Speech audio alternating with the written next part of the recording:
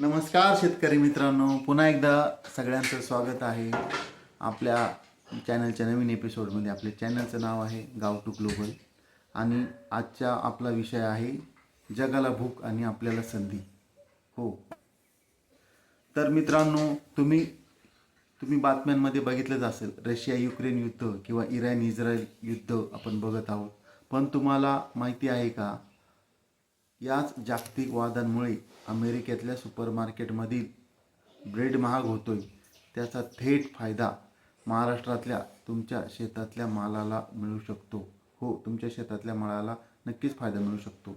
या गाव टू ग्लोबलच्या आजच्या भागात आपण हेच कोडं उलगडणार आहोत. आता हे जागतिक संकट आहे. आपण सध्या दोन मोठ्या गोष्टी घडताना बघत आहोत. पहिलं म्हणजे हवामान बदलांमुळे ब्राझीलमध्ये सोयाबीनचं उत्पादन घटतंय आणि दुसरं म्हणजे लाल समुद्रातल्या तणावामुळे जहाजांचा मार्ग लांबलाय. परिणाम काय?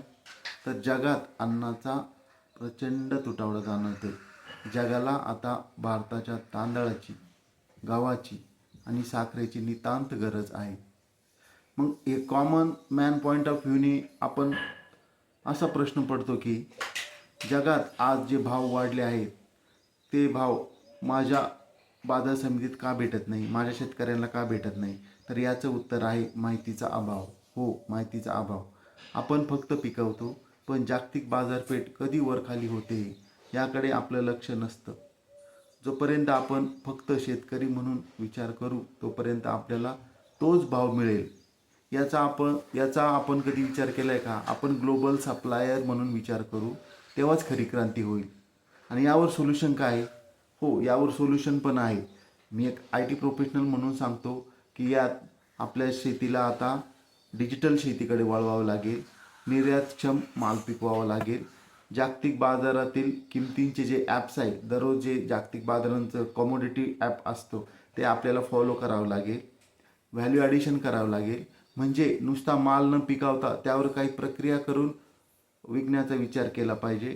तंत्रज्ञान आता आपल्या हातात आहे.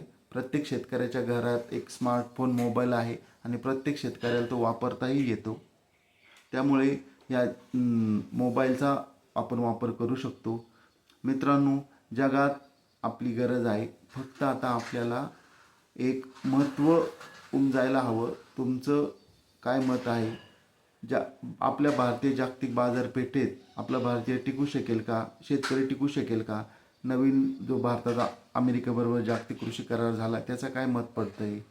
हा व्हिडिओ तुमच्या गावातल्या जास्तीत जास्त ग्रुपवर शेअर करा. तुमचं काय म्हणणे असेल ते कमेंटमध्ये सांगा.